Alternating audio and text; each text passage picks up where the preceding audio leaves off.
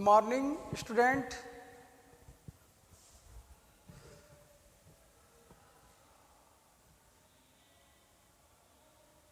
BA B.Ed, BSc B.Ed, integrated 4th year, gender, school and society.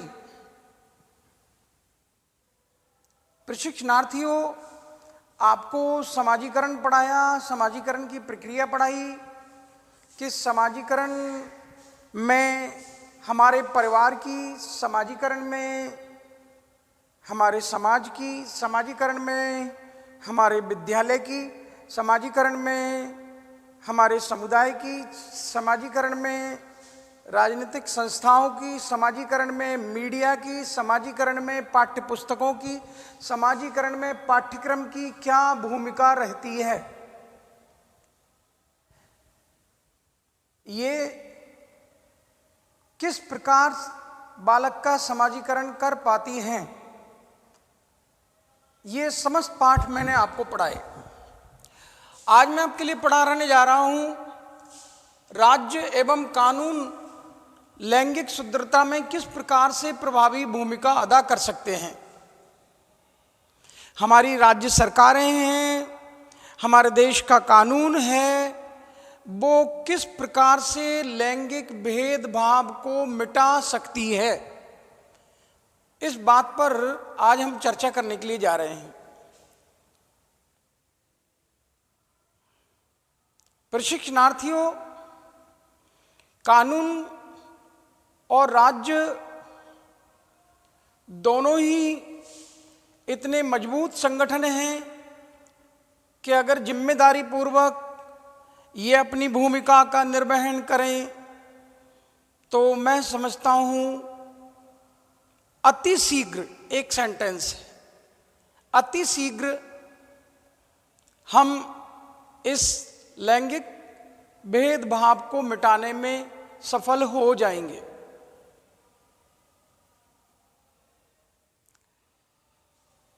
यहां कुछ सुझाव दिए गए हैं जिनके माध्यम से लैंगिक भेदभाव को मिटाया जा सकता है, महिलाओं के संग होने वाले उस भेदभावपूर्ण व्यवहार को मिटाया जा सकता है। मैं आपके सामने चर्चा कर रहा हूं। प्रशिक्षणार्थियों, आपको जानकारी होगी कि हमारे देश में शिक्षा की बहुत कमी है।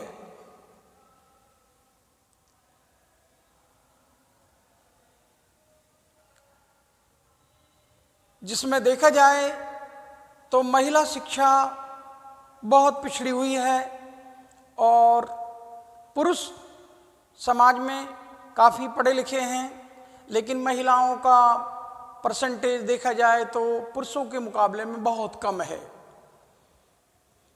प्रशिक्षणार्थियों, आए दिन आपको इसी बात को लेकर चर्चा होती रहती है कि देश में विकास के मार्ग पर लाने के लिए हमारी शैक्षिक संस्थाएं, हमारा समाज किस प्रकार से भूमिका अदा कर रहा है। आपको जानकारी होगी कि देश में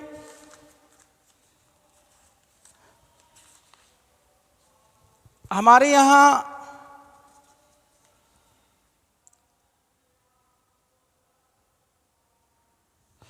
मैं आपको जानकारी दे रहा था कि भारत में महिलाओं की साक्षरता बहुत कम है। प्रशिक्षणार्थियों, आप देखते हैं भ्रूण हत्या, शोषण, भेदभाव ये समाज में आपको आए दिन देखने को मिलता है। क्या कभी किसी ने कन्या भ्रूण हत्या को रोकने की कोशिश की है? क्या कभी किसी ने महिलाओं के साथ में होने वाले उस शोषण के खिलाफ आवाज उठाई है? मैं आपको जानकारी देना चाहता हूं कि जब तक जन शिक्षा नहीं होगी लोगों को कानून की जानकारी नहीं होगी। जन शिक्षा होगी, लोगों को राज्य की व्यवस्थाओं की और कानून की जानकारी हो जाएगी। तो शिक्षा को जन शिक्षा बनाया जाना चाहिए।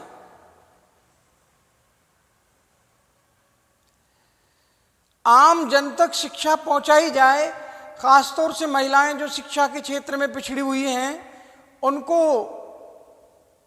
आगे बढ़ाया जाए। 1950-51 में 7.5 या 8% महिलाएं पढ़ी लिखी थीं। अब 65 से ऊपर है, 70 मान लीजिए। 2011 की जनगणना में तो अब आपके 75 हो गई होंगी, इससे ज्यादा नहीं हो पाई है। प्रशिक्षणार्थियों, अब नई जनगणना होने वाली है, तब पता लग जाएगा। कानून का भय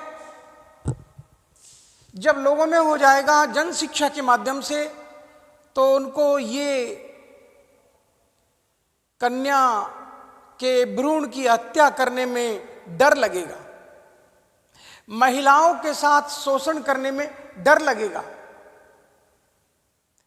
दहेज के बारे में जब जानकारी मिल जाएगी जन शिक्षा से, तो वो दहेज लेना और दहेज देना दंडनीय अपराध है, तो वो डर जाएंगे और दहेज नहीं लेंगे, दहेज नहीं देंगे।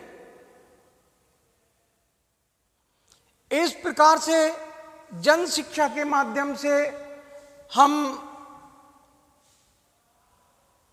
कानून का डर, राज्य की व्यवस्थाओं के बारे में आम जन में ये चेतना जागृत कर सकते हैं, जिसके माध्यम से लोगों को अधिक से अधिक महिलाओं को लाभ मिल सके। जन शिक्षा आएगी कैसे? प्रौढ़ साक्षरता के कार्यक्रम चलाए जाएं, पत्राचार पाठ्यक्रम की व्यवस्था की जाए और सरकार इसमें महत्वपूर्ण भूमिका अदा कर सकती है। आमजन की पहुंच तक शिक्षा को अनिवार्य और निःशुल्क तो बनाया गया है, लेकिन वो 6 से 14 वर्ष की है। बड़ी उम्र के लोगों के लिए भी शिक्षा की व्यवस्था की जाए, तो प्रौढ़ शिक्षा के कार्यक्रम, साक्षरता के कार्यक्रम, पत्राचार पाठ्यक्रम ऐसे आयोजित किए जाएं जिनसे आम जन तक शिक्षा आसानी से प्राप्त हो सके। और तो और कामकाजी महिलाओं, कामकाजी पुरुषों के लिए रात्रि पाठशालाओं की व्यवस्था भी की जानी चाहिए। इस प्रकार हम जन शिक्षा के माध्यम से राज्य और कानून के पालन की जानकारी लोगों तक पहुंचा पाएंगे और लैंगिक सुदृढ़ता मजबूत हो जाएगी। दूसरा है प्रशिक्षणार्थियों, राजनीतिक जवाबदेही। आप देखते हैं कि राजनीतिक व्यवस्था ऐसी है, उसके आगे कानून भी नतमस्तक हो जाता है, झुक जाता है। प्रशिक्षणार्थियों, दबंग नेताओं की हरकतों को आप देखते हैं। जो राजनीतिक क्षेत्र में दबंग लीडर हैं, वो किस प्रकार से महिलाओं के साथ में व्यवहार करते हैं। आए दिन महिलाओं को छेड़खानी करना, आए दिन महिलाओं के संग अभद्रता करना। आप बड़े बड़े नेताओं के ये कारनामे अखबारों में और मीडिया में सुन सकते हैं, फेसबुक पर, व्हाट्सएप पर, आप सोशल मीडिया पर देख सकते हैं। क्या ये समाज के लिए शोभा देता है कि जिन नेताओं के हम अनुयायी हैं वो कैसी हरकतें कर रहे हैं? वो समाज में अपनी दबंगई का नाजायज फायदा उठा रहे हैं। इसलिए राजनीतिक व्यवस्था को अपनी जवाबदेही तय करनी होगी। जब तक वो कानून की समानता की बात नहीं करेंगे, कि सभी के लिए कानून समान है, चाहे अमीर हो या गरीब हो, ऊंचा हो या नीचा हो। ये राजनीतिक जवाबदेही तय होनी चाहिए। कोई दबंग है तो ये नहीं कमजोर को जीने का अधिकार नहीं है, कोई अमीर है तो ये नहीं कि गरीब को जीने का अधिकार नहीं है, कोई पहुंच वाला है तो ये नहीं कि जिसकी पहुंच ना हो उसको नेस्तनाबूद कर दिया जाए। प्रशिक्षणार्थियों, बात चलती है राजनीतिक जवाबदेही की। जब तक राजनीतिक जवाबदेही तय नहीं की जाएगी, लैंगिक भेदभाव समाज में बरकरार रहेगा। क्योंकि राजनेताओं के सामने, दबंग नेताओं के सामने कानून और राज्य व्यवस्थाएं झुक जाती हैं, क्योंकि वो उसका नाजायज फायदा उठाते हैं। प्रशिक्षणार्थियों, हम सबको, कानून को, राज्य सरकारों को राजनीतिक जवाबदेही तय करनी होगी कि स्त्री अपराधी नेताओं को, दबंग नेताओं को, जो महिलाओं के अपराध में लिप्त हैं, महिलाओं से छेड़खानी करते हैं, महिलाओं से बद्दे मजाक करते हैं, ऐसे नेताओं को बख्शा नहीं जाएगा। कानून की नज़र में सभी समान हों, चाहे अमीर हो या गरीब। जब तक ये राजनीतिक जवाबदेही तय नहीं होगी, तब तक हम लैंगिक सुदृढ़ता को मजबूत नहीं कर सकते, इसकी भूमिका को प्रभावी नहीं बना सकते। प्रशिक्षणार्थियों, बात चलती है शासन तथा कानून द्वारा लोगों का विश्वास जीतने की। हमारे धार्मिक क्रियाकलाप, हमारे सामाजिक रीति रिवाज, हमारी सांस्कृतिक परंपराएं, हम अपनी संस्कृति पर, हम अपने धर्म पर, हम अपनी सामाजिक व्यवस्था पर कानून के राज्य को कुठाराघात समझते हैं कि ये हमारी परंपराओं को धराशायी करने के लिए बनाया गया कानून है। हम महिलाओं को अपने समकक्ष नहीं बिठा सकते, एक ही मंच पर महिला और पुरुष नहीं बैठ सकते। ये हमारी परंपराएं हैं, ये हमारी संस्कृति है, ये हमारे सामाजिक रीति रिवाज हैं। हमारा धर्म इसकी परमिशन नहीं, इजाजत नहीं देता। धर्म इस बात को स्वीकार नहीं करता कि महिलाएं पुरुष के समकक्ष हैं। शासन और कानून के द्वारा लोगों को ये चाहिए कि वास्तव में महिलाएं पुरुषों के समकक्ष हैं।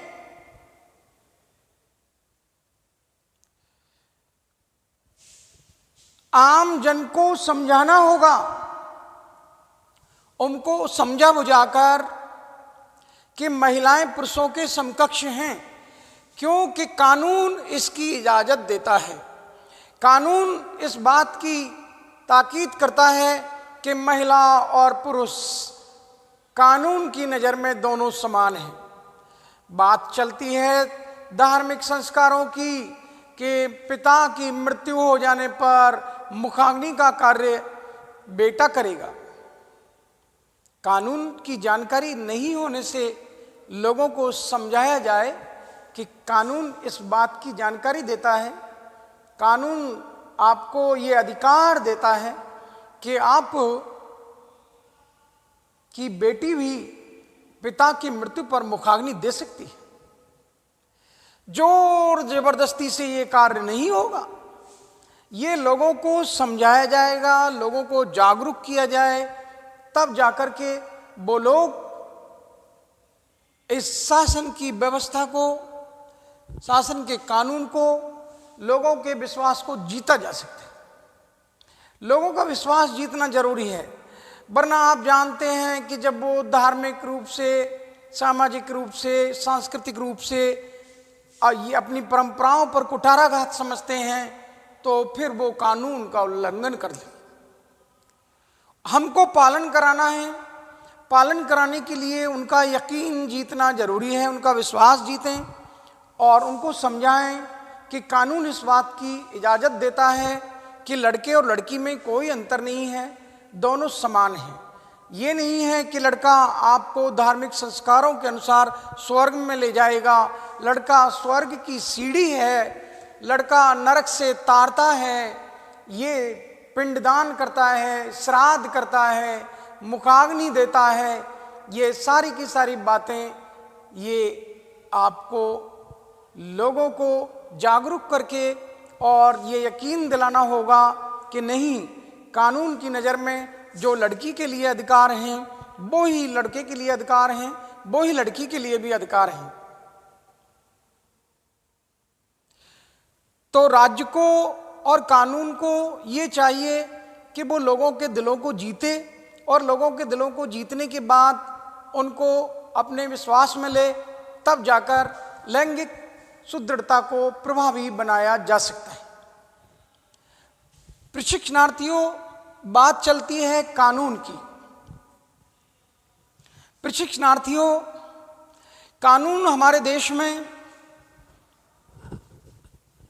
लचीला है और हमारे संविधान के लचीले होने से लोग इस कानून का फायदा उठाते हैं।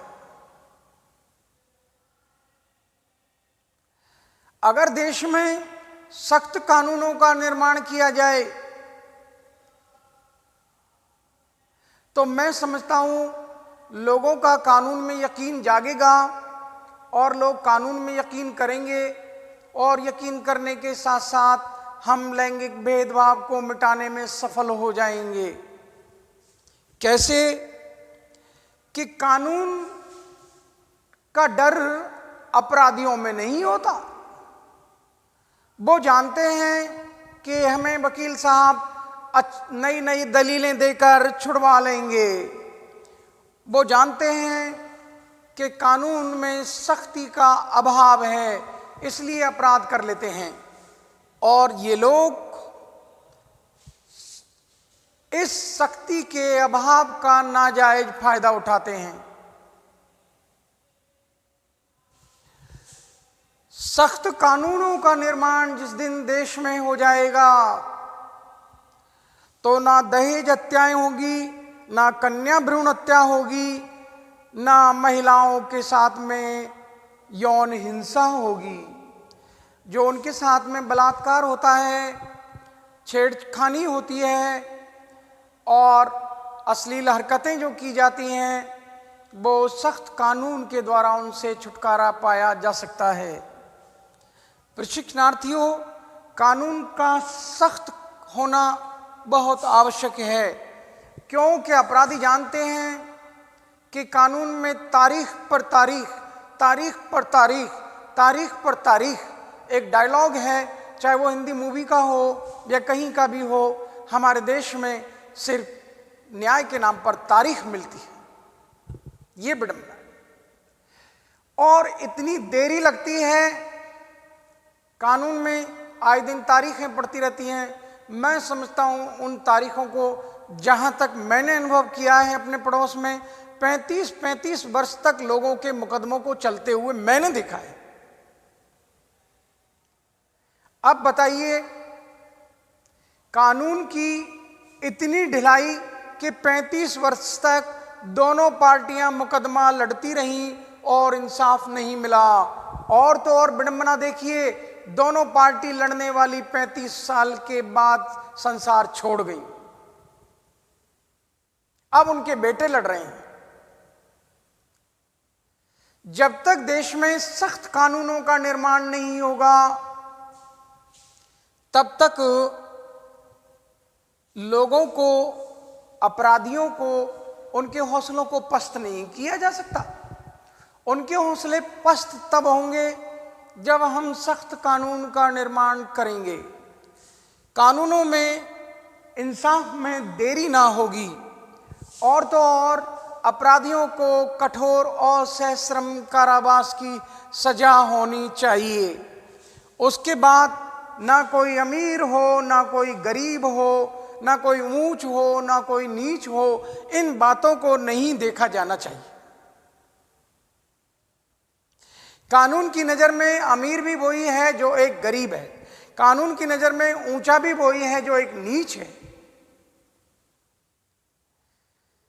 जब तक सख्त कानून का निर्माण नहीं होगा, जब तक अमीर गरीब के भेद को देखते हुए इंसाफ नहीं होगा, जब तक ऊंच नीच के भेद को देखते हुए इंसाफ नहीं होगा, जब तक कानून में देरी होती रहेगी, कठोर और सश्रम कारावास नहीं होंगे, लोग और अपराधी इनका नाजायज फायदा उठाते रहेंगे। प्रशिक्षणार्थियों, मैं आपसे जिक्र कर रहा हूं सख्त कानून की। जिस दिन देश में सख्त कानूनों का निर्माण, जैसा कि मैं समझता हूं अभी पिछले कुछ वर्षों में हुआ है कि बलात्कार करने वालों को फांसी की सजा भी दी गई, निर्भया के बलात्कारियों को अब फांसी की सजा हुई, लेकिन वक्त लग गया, 6-7 साल का वो लंबा वक्त लगा। कानून में देरी नहीं होनी चाहिए, इंसाफ में देरी नहीं होनी चाहिए। ऐसे सख्त कानूनों का निर्माण किया जाए कि लोग गुनाह करने से पहले 100 बार सोच लें कि इसका अंजाम क्या होगा।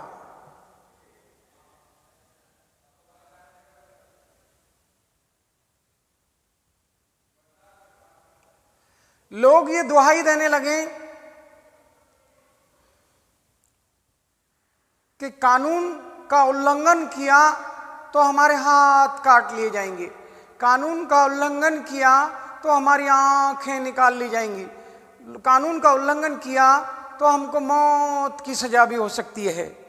इस प्रकार के सख्त कानूनों का निर्माण जिस दिन कर दिया जाएगा, जो कि खाड़ी देशों में आज भी चलते हैं, मुस्लिम कंट्रीज में या सऊदी अरब जैसे देशों में आज भी चोरी करने वालों के हाथ काट लिए जाते हैं।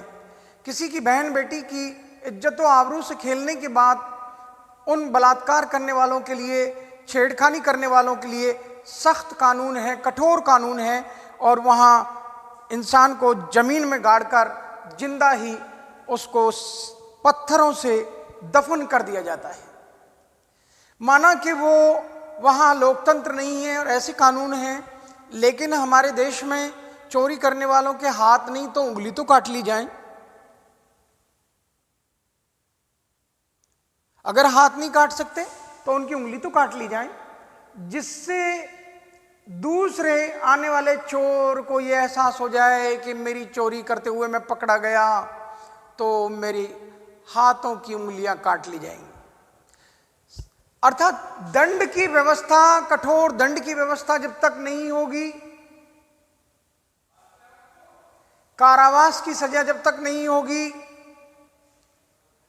तारीख पे तारीख पढ़ना बंद जब तक नहीं होगा, लोगों को इंसाफ में जब तक शीघ्रता नहीं होगी, विलंब होता है, शीघ्रता होनी चाहिए, तब जाकर के सख्त कानून का निर्माण करने के बाद हम लैंगिक भेदभाव को दूर कर सकते हैं। प्रशिक्षणार्थियों, बात आती है भ्रष्टाचार और भाई भतीजावाद पर रोक लगाकर हम लैंगिक सुदृढ़ता को प्रभावी बना सकते हैं, सुदृढ़ बना सकते। प्रशिक्षणार्थियों, देश में भाई भतीजावाद बहुत चरम पर है। आपने आए दिन अखबार में पढ़ा होगा, सुना होगा, और आपने ये खबरें भी सुनी होंगी कि अंधा बांटे रेवड़ी घर घर को दे। अर्थात कुछ लोग ऐसे हैं जो प्रशासन में भी भाई भतीजावाद करते हैं, रोजगार में भी भाई भतीजावाद करते हैं, परीक्षाओं में भी भाई भतीजावाद करते हैं। इन समस्त भाई भतीजावाद को आप देखते हैं कि ऐसे व्यक्ति उच्च पदों पर भी चले जाते हैं, और ये भाई भतीजावाद के माध्यम से उच्च पदों को प्राप्त करने के बाद जो इनकी कुंठित मानसिकता थी, जो महिलाओं के विरोध में खड़े रहते थे, अब वो उच्च पदों पर, जवाबदेही पर वाले पद पर बैठ गए हैं। ऐसी स्थिति में जो पूर्वाग्रह से ग्रसित हैं, महिलाओं के संग भद्दे मजाक करते हैं, महिलाओं के संग अभद्र व्यवहार करते हैं, और आप देखते हैं कि महिलाओं से आप अपने कार्यस्थल पर, जिस स्थल पर महिलाएं कार्य करती हैं, वहाँ कार्यस्थल पर भी महिलाओं के साथ में अश्लील या द्विअर्थी संवाद करते हैं। अश्लील बातें, द्विअर्थी संवाद, इस प्रकार से ये लोग महिलाओं के साथ में भेदभाव करते हैं। प्रशिक्षणार्थियों, इस भाई भतीजावाद पर, इस भ्रष्टाचार पर रोक लगनी चाहिए। जब तक हम भ्रष्टाचार पर, भाई भतीजावाद पर रोक नहीं लगाएंगे, तब तक हम लैंगिक सुदृढ़ता को प्रभावी नहीं बना सकते। अर्थात महिलाओं के संग होने वाले भेदभाव को रोक नहीं सकते, उनके साथ में ये भेदभाव चलता ही रहेगा।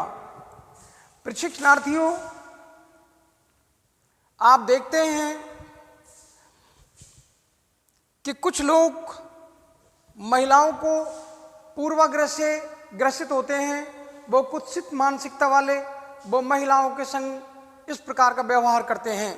तो इसके लिए सबसे उत्तम माध्यम है कि भाई भतीजावाद पर और भ्रष्टाचार पर रोक लगाई जाए। दागी नेताओं का बहिष्कार। प्रशिक्षणार्थियों, आए दिन आप अखबार में, सोशल मीडिया में देखते हैं, आपको मैगजीन में और इन पर सब में मिल जाएगा, आपको सोशल मीडिया पर भी मिल जाएगा कि दागी नेताओं ने किस प्रकार से महिलाओं का शोषण किया है। और उन दागी नेताओं का जब तक हम बहिष्कार नहीं करेंगे, तब तक महिलाओं के साथ में होने वाले भेदभाव को नहीं रोका जा सकता। प्रशिक्षणार्थियों, इन दागी नेताओं की पहुंच बहुत दूर तक होती है और उसका ये नाजायज फायदा उठाते हैं, और तो और इनकी पार्टी भी इनके लिए उनका निजी मामला बताकर अपना दामन छुड़ा लेती है। कोई राजनीतिक दल है तो वो अपने नेता की काली करतूतों का,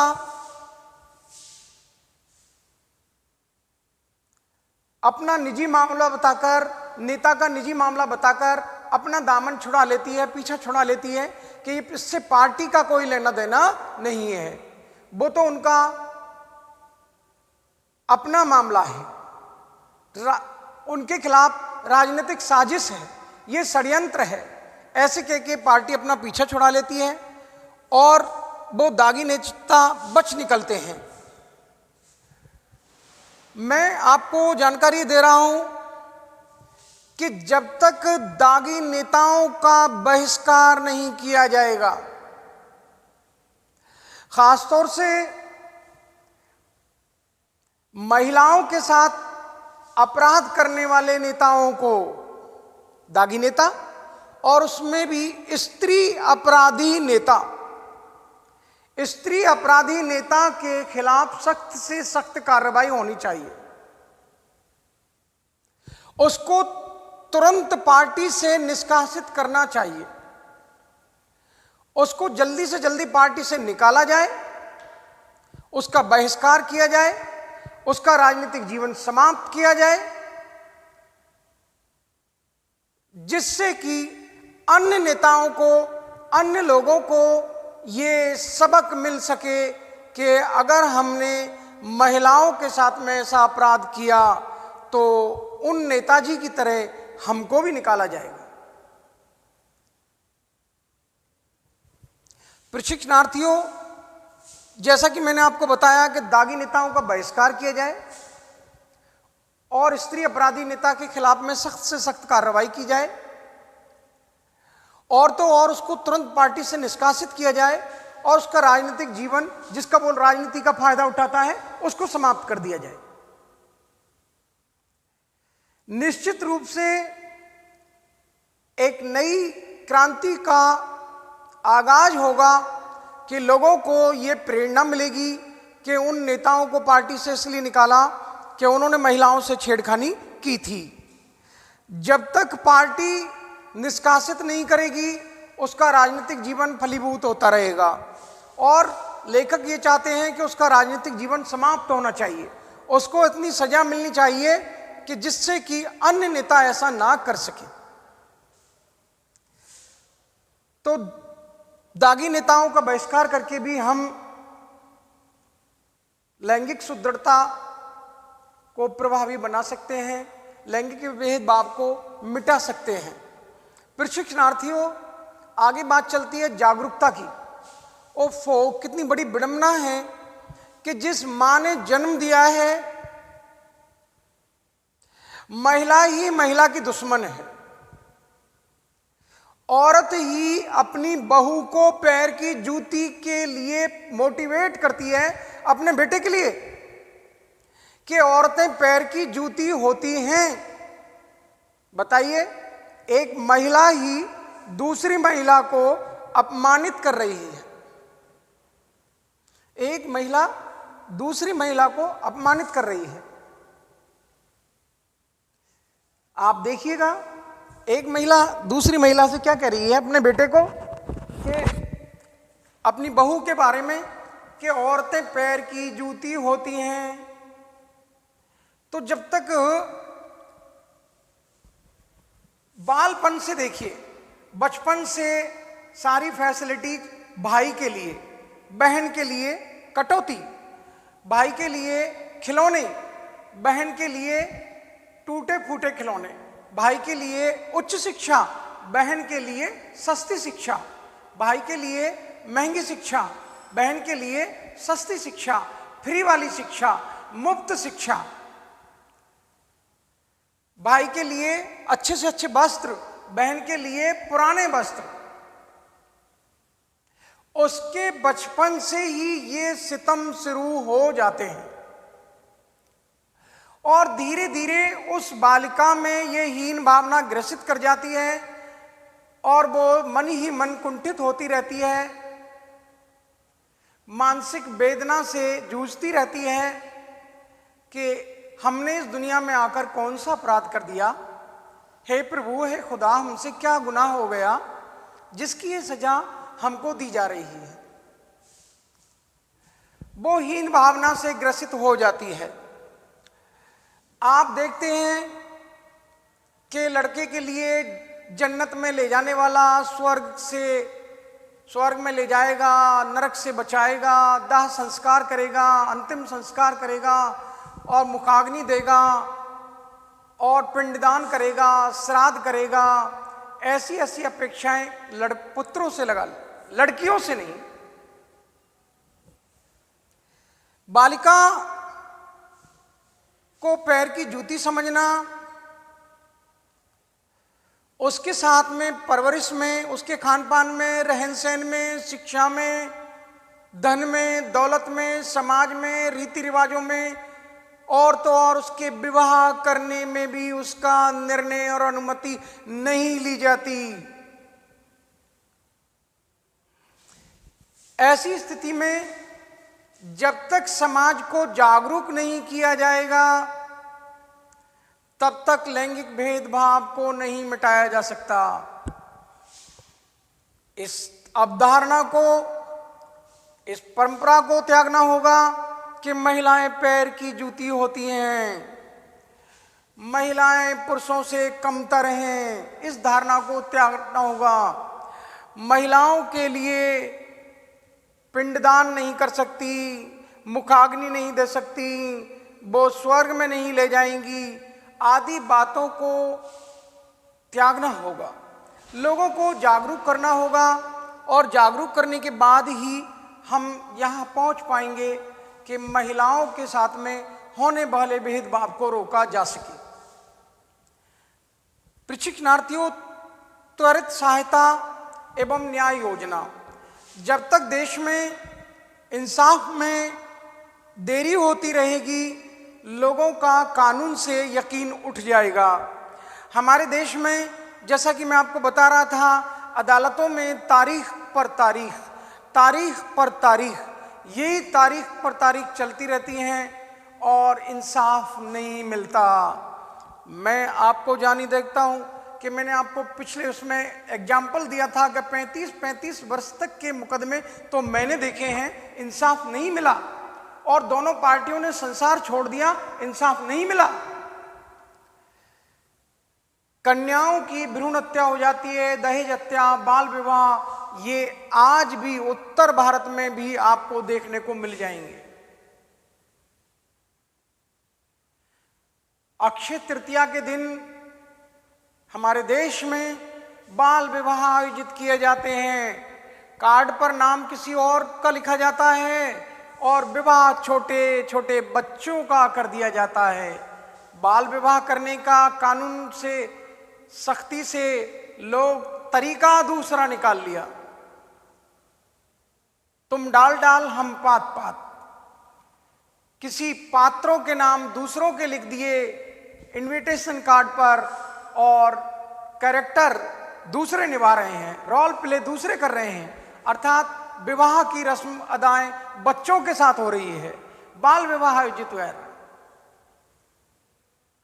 लोग जानते हैं कि बाल विवाह कानूनी अपराध है, लोग जानते हैं कि कन्या भ्रूण हत्या अपराध है, लोग जानते हैं दहेज लेना और देना अपराध है, लोग जानते हैं कि महिलाओं से छेड़खानी करना अपराध है, लेकिन कानून के समक्ष जाने से डरते हैं। उनको डर है कि कानून कार्रवाई में लंबा वक्त लगेगा, तारीख पर तारीख, और इंसाफ नहीं मिलेगा।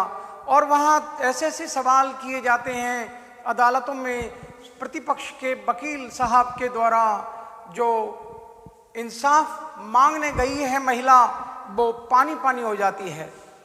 फॉर एग्जाम्पल, उसकी अस्मिता को लेकर ढेर सारे प्रश्न किए जाते हैं कि आप किस पोजीशन में थीं, क्या थीं, आदि इत्यादि इत्यादि। मैं नहीं कहना चाहता, आप सब कुछ जानते हो कि अदालतों में किस प्रकार से सामने वाले वकील के द्वारा उस प्रश्न किए जाते हैं, और वो महिला शर्म से आत्महत्या करने पे भी मजबूर हो जाती है कि अब इंसाफ नहीं मिलेगा।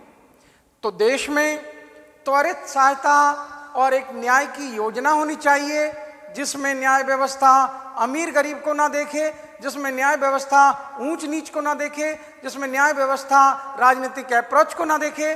न्याय व्यवस्था अमीर गरीब सभी के लिए होनी चाहिए, अपने हो या पराए सबके लिए हो न्याय। साहिर लुधियानवी जी की पंक्तियां हैं कि अपने हो या पराए सबके लिए हो न्याय।